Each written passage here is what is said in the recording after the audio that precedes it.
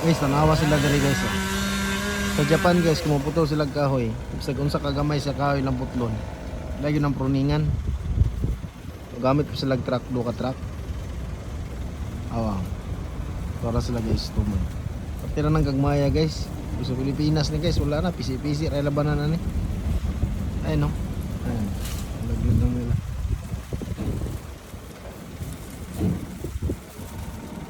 Kala mo guys patay pero buhay pa yan.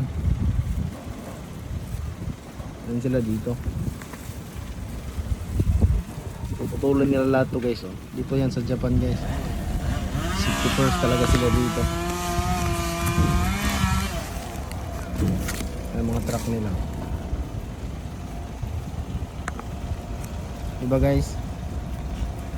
May mga ano sila sa taas.